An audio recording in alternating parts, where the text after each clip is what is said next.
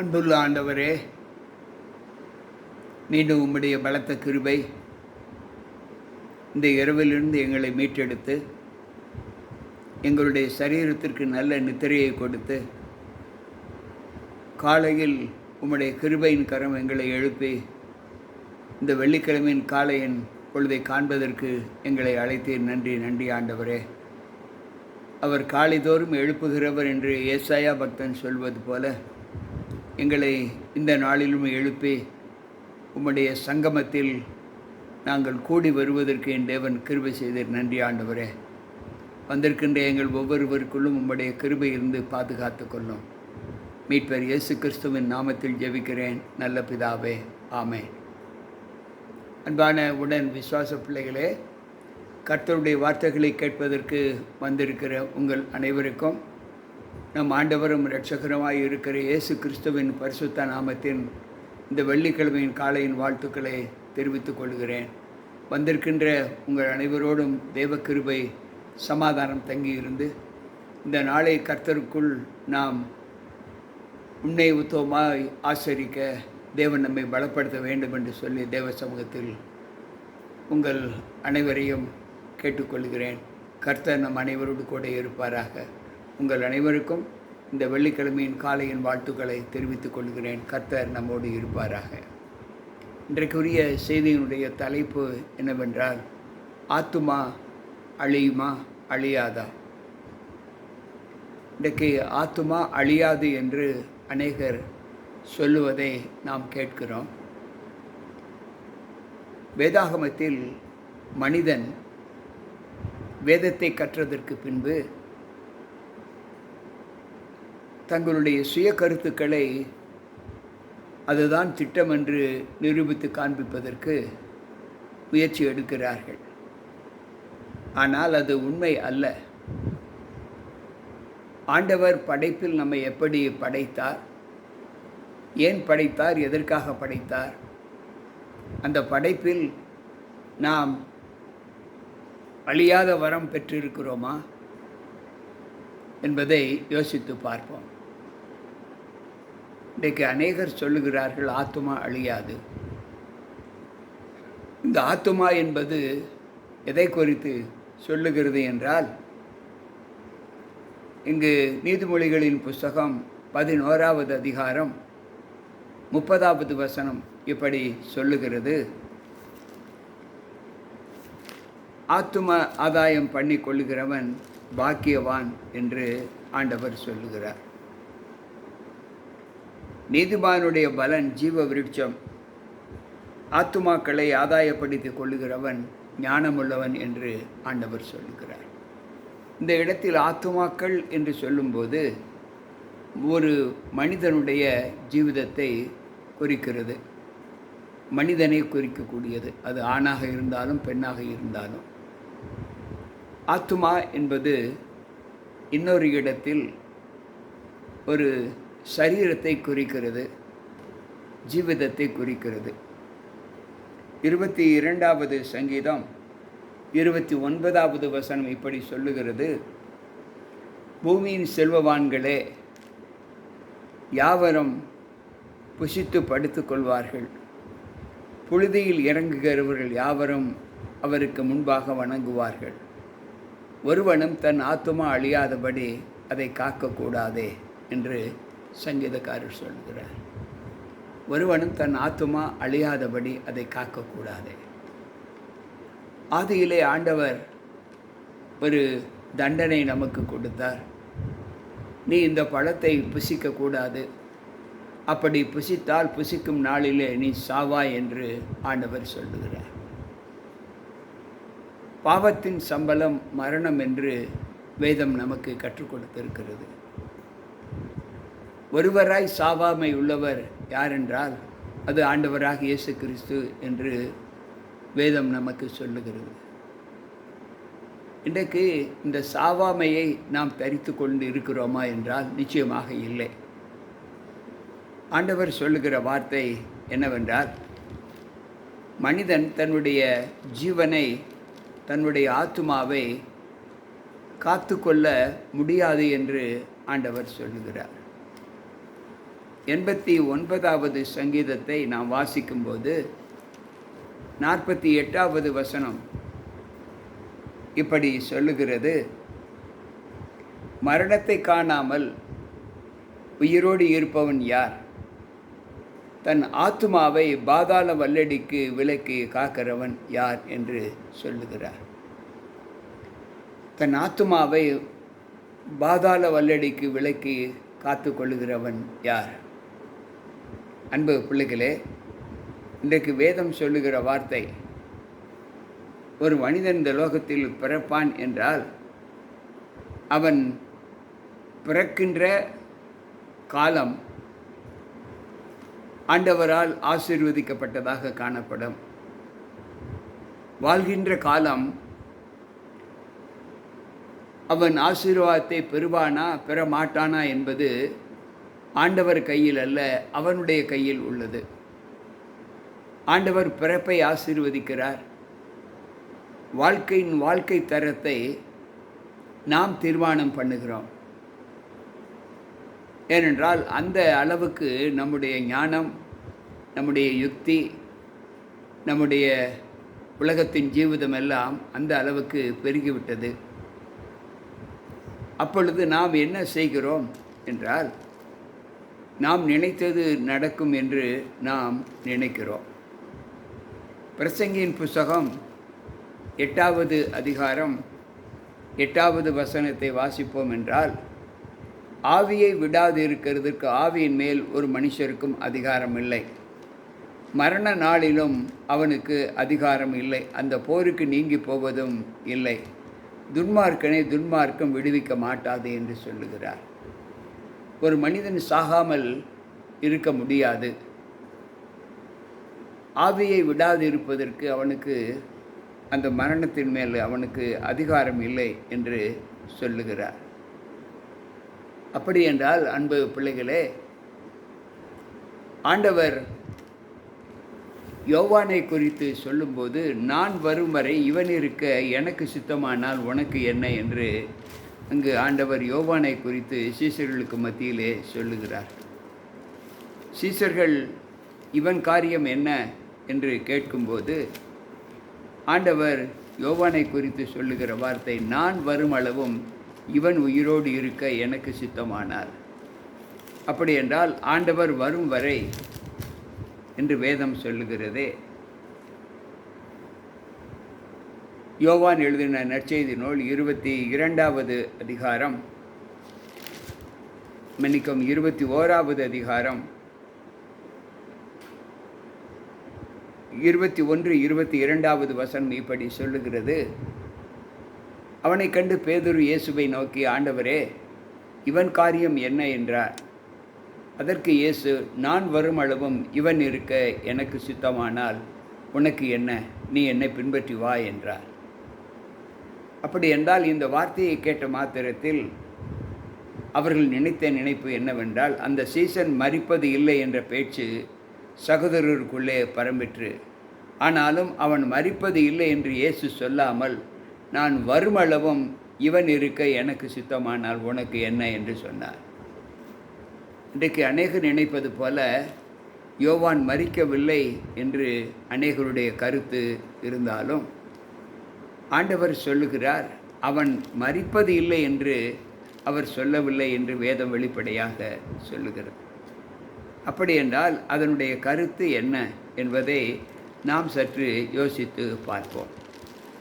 1 கொரிந்தியரின் புஸ்தகம் 15வது அதிகாரம் 51வது வசனம் சொல்லுகிறது, இதோ ஒரு இரகசியத்தை உங்களுக்கு அறிவிக்கிறேன், நாம் எல்லோரும் நித்திரை அடைவது இல்லை, ஆகிலும் கடைசி எக்காலம் தொனிக்கும் போது ஒரு நிமிஷத்திலே ஒரு இமைப்பொழுதிலே நாம் மறுரூபமாக்கப்படுவோம் என்று சொல்லுகிறார். நாம் எல்லோரும் நித்திரையை அடைவது இல்லை என்று இங்கு ஆண்டவர் பவுல் சொல்லுகிற வார்த்தை. அப்படி என்றால் நாம் மரிக்காமல் இருக்க முடியுமா என்றால், ஆம், மரிக்காமல் இருக்க முடியும். அது எப்படி என்றால், இந்த மறுரூபம் என்று சொல்லுகிற ஒரு வார்த்தை நம்மை மரணத்திற்கு ஒப்பு கொடுக்கிறது. ஏனென்றால் இந்த சரீரம், இப்பொழுது நாம் பெற்றிருக்கிற இந்த சரீரம் விண்ணரசுக்கு செல்லாது. இது மண்ணுக்குரிய சரீரம். நீ மண்ணிலிருந்து எடுக்கப்பட்டாய், மண்ணுக்கே திரும்புவாய் என்ற தேவனுடைய வாக்கு நிறைவேறும். இது மண்ணுக்குரிய சரீரம். விண்ணுக்குரிய சரீரம் வேறு, மண்ணுக்குரிய சரீரம் வேறு. ஆண்டவராகிய தேவன் இயேசு கிறிஸ்து உயிர்த்தெழுந்ததற்கு பின்பு மரியாளை சந்திக்கிறார். மரியாள் அவரை பார்த்து தழுவிக்கொள்ள வரும்போது, நீ என்னை தொடாதே, நான் இன்னும் என் பிதாவினிடத்திற்கு செல்லவில்லை என்று சொல்லுகிறார்.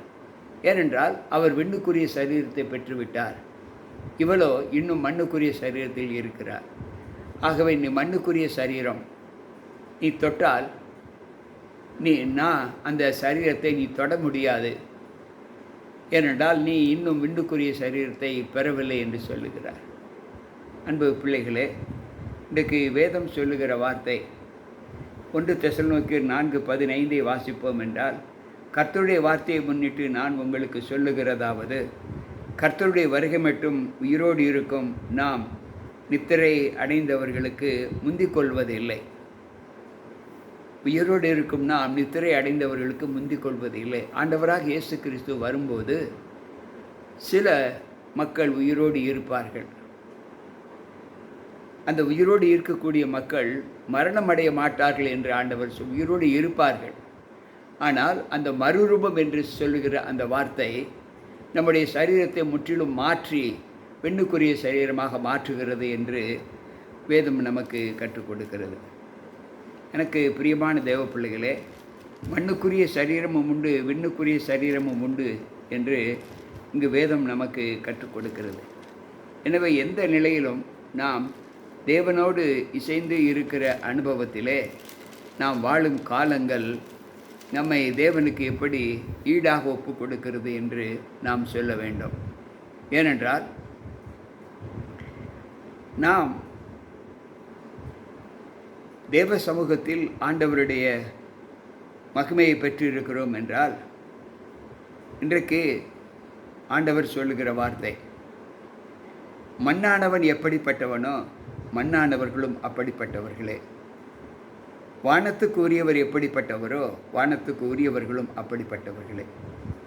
மேலும் மண்ணானவனுடைய சாயலை நாம் அணிந்து கொள்ளுகிற போல வானவருடைய சாயலையும் அணிந்து கொள்ளுவோம் என்று சொல்லுகிறார். 1 கொரிந்தியர் 15வது அதிகாரம் 48, 49, 50வது வசனத்தில் இந்த வாசகத்தை வாசிக்கலாம்.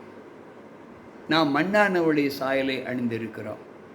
அப்படி என்றால் ஆதாமுடைய சாயலை அணிந்திருக்கிறோம். ஆதாம் மண்ணிலிருந்து எடுக்கப்பட்டார். ஒரு காலத்திற்கு பின்பு நாம் வானவருடைய சாயலை அணிந்து கொள்ளுவோம் என்றுதான் சொல்லுகிறார். சிலர் நினைப்பது போல மரித்த மாத்திரத்தில் மனிதர்கள் பரலோகத்திற்கு சென்று விடுவார்கள் என்ற சொல் அபத்தம். அது வேதம் ஒரு நாளும் அப்படி நமக்கு போதிக்கவில்லை. நீ மண்ணிலிருந்து எடுக்கப்பட்டாய், மண்ணுக்கே திரும்புவாய். அந்த மண்ணான அந்த சரீரத்தை ஆண்டவர் விண்ணுக்குரிய சரீரமாக மாற்றுவார். அதுதான் மறுரூபம். வானவருடைய சாயலை அணிந்து கொள்ளுவோம் என்று சொல்லுகிறார். அது பின்னால் நடக்கக்கூடிய ஒரு சம்பவத்தை ஆண்டவர் சொல்லுகிறார். எனவே இந்த வாசகத்திலிருந்து நாம் கேட்டுக்கொண்ட சத்தியங்கள், மனிதன் மரணத்தை சந்திக்கக்கூடிய காலம் நிச்சயமாக உண்டு. அப்படி நாம் நன்மை செய்து மரிக்கும்போது நம்முடைய சரீரம் விண்ணுக்குரிய சரீரமாக மாற்றப்படும். தீமை செய்து மரிக்கும்போது நம்முடைய சரீரம் மண்ணுக்குரிய சரீரமாக மாறும்.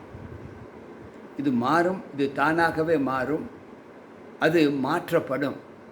அந்த மாற்றப்படுவதற்கு நாம் தீமையை விட்டு விலகி நன்மை செய்கிற பிள்ளைகளாக நம்முடைய வாழ்க்கையை நாம் உருவாக்கி கொள்ள வேண்டும் என்று ஆண்டவர் கற்றுக் கொடுக்கிறார். எனக்கு பிரியமான தேவ பிள்ளைகளே, சற்று யோசிப்போம். நாம் நன்மையே செய்து தேவனுடைய ராஜ்யத்தில் நம்மை பலப்படுத்த வேண்டுமென்றால், பிலிப்பியர் 3:20 சொல்லுகிறது, நம்முடைய குடியிருப்போ பரலோகத்தில் இருக்கிறது. அங்கே இருந்து கர்த்தராக இயேசு கிறிஸ்து என்னும் இரட்சகர் வர எதிர்பார்த்து கொண்டு இருக்கிறோம். எனக்கு பிரியமான தேவ பிள்ளைகளே, இந்த வாழ்க்கை, இந்த பூலோக வாழ்க்கை நம்மில் தற்காலிகமான வாழ்க்கை. கொஞ்ச காலம் இதில் வாழ்வோம், பின்பு மண்ணுக்குள் சென்று விடுவோம். மீண்டும் ஆண்டவர் வரும்போது மண்ணுக்குள் சென்ற நீதிமான்களை எழுப்புவார். அவர் வரும்போது எல்லோரும் எழுந்திருப்பார்கள். நல்லவர்களும் எழுந்திருப்பார்கள், கெட்டவர்களும் எழுந்திருப்பார்கள். எழுந்திருக்கின்ற நல்லவர்களை தேவதூதர்கள் கூட்டி அவருடைய ராஜ்யத்திற்கு எடுத்து செல்வார்கள். கெட்டவர்கள் மீண்டும் இந்த மண்ணிலே கிடப்பார்கள். மூன்றாவது முறை வரும்போது அந்த கெட்டவர்கள் எழுவார்கள். அவர்களை ஆண்டவர் அழிப்பார். இதுதான் மனுஷீக வாழ்க்கையினுடைய தத்துவம். இந்த சத்தியத்தை இன்றைக்கு அநேகர் உணராமல் பல தப்பறையான ஒரு கோட்பாடுகளை போதித்து வருவதை நாம் பார்க்கிறோம், கேட்கிறோம். வேதம் அப்படி ஒரு நாளும் சொல்லவில்லை. ஆண்டவர் சொல்லுகிற வார்த்தை, நான் உனக்கு எல்லா நிலைகளிலும் உனக்கு நன்மை இன்னது என்று நான் உனக்கு போதித்திருக்கிறேன். இந்த நன்மையான வழிகளிலே நீ உன்னை பின்பற்றி தேவனுக்கு மகிமையாக உன்னை ஒப்புக் கொடுக்கக்கூடிய ஒரு சூழ்நிலையை நீ உருவாக்கி கொள்ள வேண்டும் என்று ஆண்டவர் சொல்லுகிறார். எந்த நிலையிலும் அபத்தம் பேசுகிற வாய், பொய்யை விரும்பி அதன்படி நடக்கிற எல்லா ஆத்துமாக்களும் தேவ சமூகத்தில் புறம்பே இருப்பார்கள் என்றுதான் ஆண்டவர் நமக்கு கற்றுக் கொடுக்கிறார். எனவே எனக்கு பிரியமான தேவ பிள்ளைகளே, உண்மையாய் இருப்போம். சத்தியத்தை உண்மையோடு கற்று அதன்படி நடப்போம். கர்த்தர் நம்மை முற்றிலும் காப்பார். நாமும் அப்படிப்பட்ட அனுபவத்தை பெற்றிருக்கும்போது நமக்கும் விண்ணரசு உண்டு என்று வேதம் நமக்கு சொல்லுகிறது. அந்த விண்ணரசில் வாழ்வதற்கு இந்த பூலோகத்தில் சில நேரங்களில் சில சங்கடங்களை நாம் அனுபவிக்க வேண்டும். மனுஷன் வருத்தம் அனுபவிக்க பிறந்திருக்கிறான் என்றுதான் யோபு பக்தன் சொல்லுகிறார். அவன் மாமிசம் அவனுக்குள் இருக்கும்போது அவனுக்கு நோவு உண்டு என்று சொல்லுகிறார். எனக்கு பிரியமான தேவ பிள்ளைகளே, அந்த வருத்தத்தை நாம் தேவ சமூகத்தில் ஒப்பு கொடுத்து விட்டு உண்மை உத்தவமாய் நாம் நடக்க நம்ம ஒப்பு கொடுப்போம். பாருங்கள், என்னோடு கூட ஜபிப்போம்.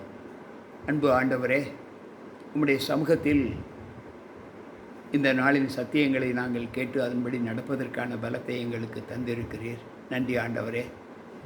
இந்த நாளின் சத்திய வார்த்தைகள் நாங்கள் எந்த நிலையில் இருக்கிறோம், எப்படி உருவாக்கப்பட்டோம், எப்படி வாழ்கிறோம், எந்த நிலையில் நாங்கள் அழிந்து போவோம், அல்லது எந்த நிலையில் நாங்கள் மீண்டும் உயிரடைந்து பரலோகத்தில் நாங்கள் சேர்வோம் என்பதை கற்றுக்கொண்டோம். எனவே நாங்கள் மீண்டும் உயிரடைய, எங்களுடைய கண்கள் மீண்டும் மரணத்தில் இருந்து கண் விழிக்க செய்ய, அல்லது உயிரோடு இருக்கிற நீதி செய்தவர்கள் மறுரூபமாக்கப்பட்டு விண்ணரசு செல்ல இந்த நாளின் சத்தியம் எங்களை பலப்படுத்தியதற்காக ஸ்தோத்திரம். அதை கேட்ட பிள்ளைகள் நாங்கள் அதன்படி நடக்க, நன்மையை தவிர வேறு ஒன்றும் எங்களுடைய வாழ்க்கையில் இல்லாதபடி நாங்கள் எங்களை உருவாக்கி கொள்ள, நன்மை செய்வதும் கர்த்தருக்குள் சந்தோஷமாய் இருப்பதுமே எங்களுக்கு நியமிக்கப்பட்ட ஒன்று என்று வேதம் சொல்லுகிறது. அதன்படி நாங்கள் நடக்க எங்களை ஒப்புக் கொடுக்கிறோம். கேட்டுக்கொண்டிருக்கிற ஒவ்வொரு பிள்ளைகளுக்கும் அந்த ஆசீர்வாதத்தை தாரும். மீட்பர் இயேசு கிறிஸ்துவின் நாமத்தில் ஜெபிக்கிறேன் நல்ல பிதாவே, ஆமென். அன்பு பிள்ளைகளே, கேட்ட சத்தியங்கள் நம்முடைய வாழ்க்கைக்கு உறுதுணையாய் இருக்கும், நம்மை பலப்படுத்தும். ஆண்டவருடைய சகாயம் நம்மை பின்பற்றி நம்மை வழிநடத்தும் என்பதை நம்பி தேவ சமூகத்தில் நம்ம ஒப்புக் கொடுப்போம். இந்த நாளை இனிதாக்குவோம். கர்த்தர் உங்களோடு இருப்பாராக. மீண்டும் நாளை சந்திப்போம். உங்கள் போதகர் ஜி.கே. ராபர்ட். ஆமென்.